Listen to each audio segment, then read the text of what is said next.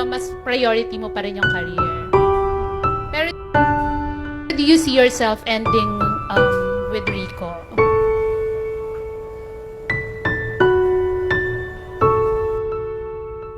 I, yeah. Oh, but, ay, sorry. Nagiging emotional ka. Sorry. Would you like to say something?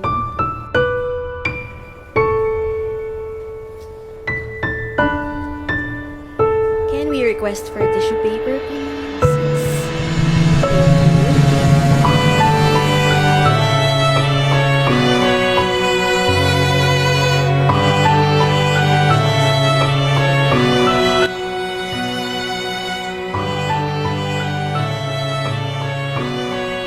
I'm so scared.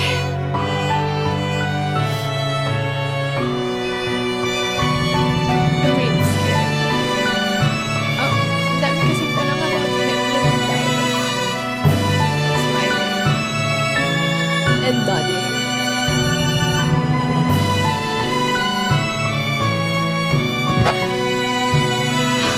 I'm so scared because if I announce it, then it's real.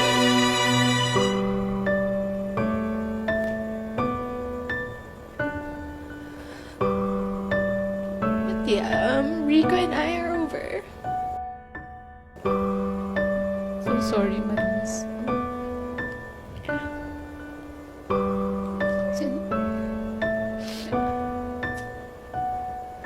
Okay lang bang mag-share ka, Maris? Kasi parang emotional ka.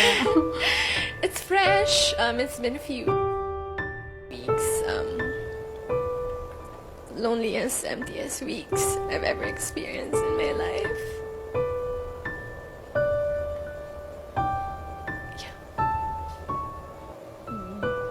So, I know, may pinagdadaanan ka nga. Pero paano ka nagko-cope up ngayon? Nanonood lang ako ng Bluey. Ayun lang. Well, walang nagtanong, but, nangyari? Oo. Well, wala akong short answer for it.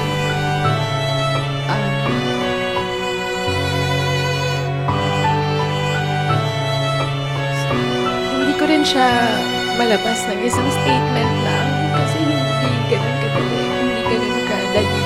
Sobrang complicated yung situation.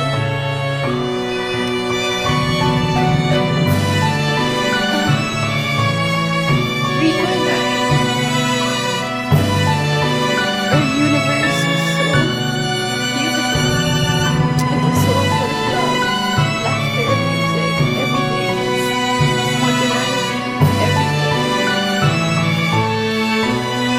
Sa 5 years namin together, we were always on the same page.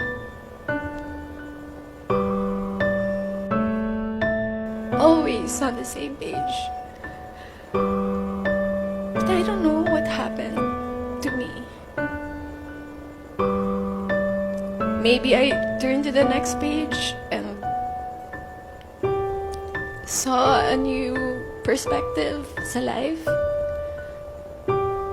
I had visions of who I want to become, how I want to evolve. I'm so curious about the world. And the truth is, I am going through changes. And alam naman natin yun, change is either good or bad. But what I hate about change is that it's inevitable. Di mo siya matatakasan.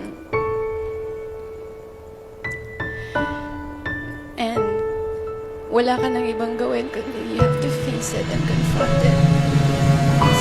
It's been in the back of my head. So yeah, I told Rico about it. I told him my problems, my issues sa buhay. And he took it like a man. He took it like a man.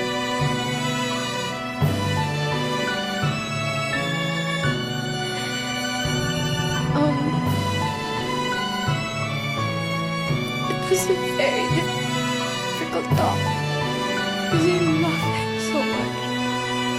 I love him and he loves me, but I have so many questions about my life and how will I go on sa buhay with him when I have so many questions about me, my sense of self. It was so difficult. But it was a very polite separation. Up to the very end of our relationship, it was still full of love, full of understanding. And Rico is one of a kind.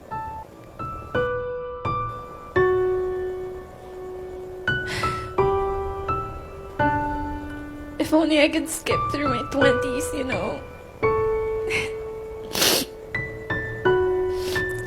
But I can't. I have to face it. I have to